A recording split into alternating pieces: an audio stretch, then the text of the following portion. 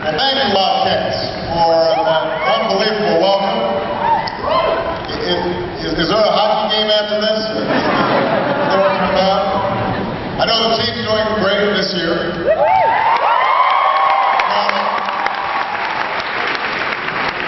I was born in Hawaii, so my hockey game is a little bit wanting.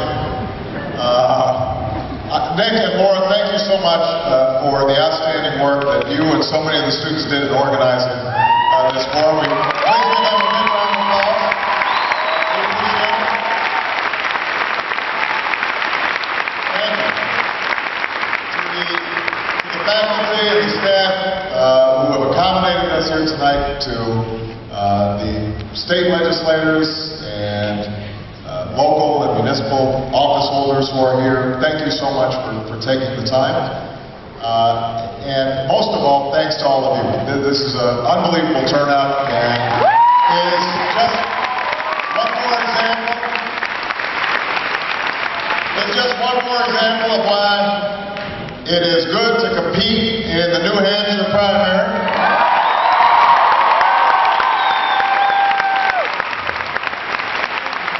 People take the politics seriously here in New Hampshire.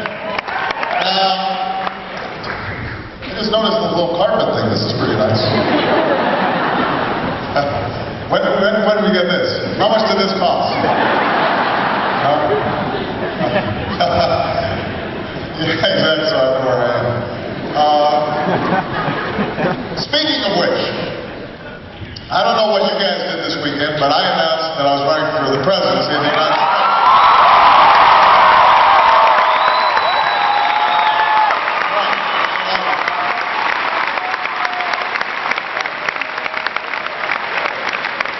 And it was a wonderful event.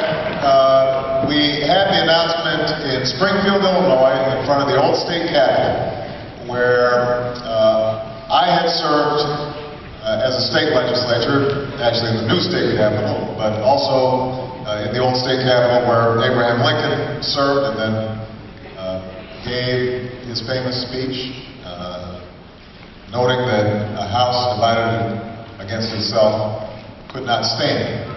And we had 17,000 people show up in 10-degree weather, and it was a wonderful event. We went to Iowa, and I took my family, my wife, and my two daughters, mother-in-law, a couple of my nieces and nephews, and we went to Iowa. We went to Cedar Rapids, and there were 2,000 people, and we went to Waterloo, and there were a couple of thousand people. We went to Ames, and there were 7,000 people there. And throughout the trip, my two daughters were terrifically behaved. They were 8 and 5, and they were playing with their cousins, and drawing and playing video games. And, at one point, my mother-in-law asked them, how are you enjoying this trip? They said, oh, this is great, this is fun. And then my older one looks up and says, what are we doing here again? What are we doing here again?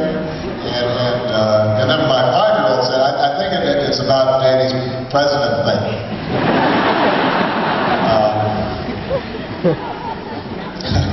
But it is relevant, out of the mouth of babes. It's a relevant question. What are we doing here? The reason I'm here is because throughout my career, as first a community organizer, not much older than the young people who are seated here today, moving to Chicago to work with churches to create job training programs for people who have been unemployed, to provide after-school programs for young people who needed a chance to go to college, on through my work as a civil rights lawyer and a teacher of constitutional law, as a state legislator, and then in the United States Senate. I've always had this firm belief that ordinary people can do extraordinary things if they're given a chance, if they're given the opportunity to influence and impact their lives. And that is the founding premise of our democracy. And so everything that I've done has always been not just to solve the issues, but also to create a process where people feel ownership. And today, I think more than ever, we need that spirit, because we are confronting a set of challenges that will not just determine how well we do in the next 2 years or the next 5 years. We confront a set of decisions about the direction of our country that is going to determine where we go for the next generation, or 2 generations, or 3 generations. And you know what those problems are. Everybody here is familiar with them. We know that we've got a healthcare system that spends more money than any nation on earth, and yet we still have 46 million uninsured. We still have families who are lucky enough to have health insurance, who are seeing their co-payments and deductibles and premiums going up. Small business owners can't afford to provide health insurance to their workers. In some cases, they can't afford health insurance themselves. Large businesses are rendered uncompetitive because they have to go up against companies based in countries where healthcare is not borne by employers. So we know that is, if we continue on the trajectory that we're on right now, not only are we going to be less healthy and families more bankrupt, but the federal government itself will not be able to pay all the enormous healthcare needs that we're going to need unless we reform them in a fundamental way. We know that we know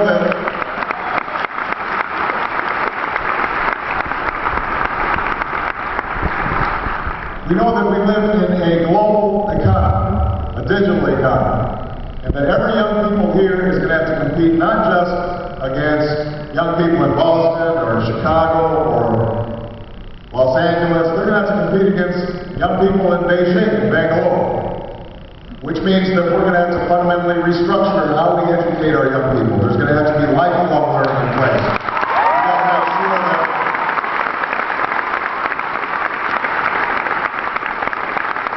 We've got to make sure that starting from early education, all the way, not just through college, but through the multiple career transitions that people are going to have to make, that they've got assistance and help to make sure that they can get the first-class education, the world-class education that they deserve. We're going to have to improve our math and our science training so that we can create the sort of technological jobs that are going to be needed for the future. We know that's going to be what's required.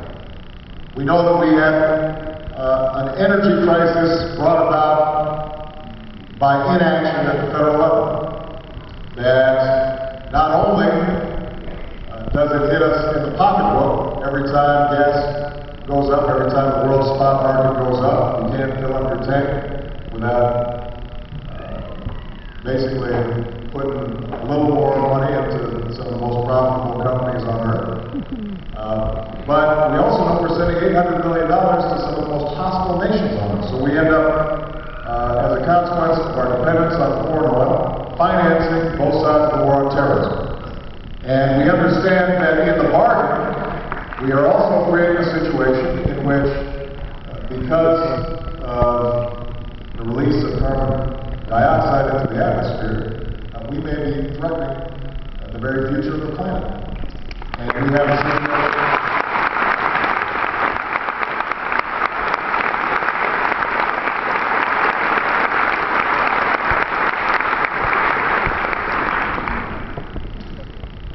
And most of all, we recognize that we suffer very real threats after 9/11. I don't think any of us would deny that we've got to craft a national security strategy that meets the challenges of the 21st century, that we've got real enemies that we have to confront. But I think most of us also recognize that we are now in the midst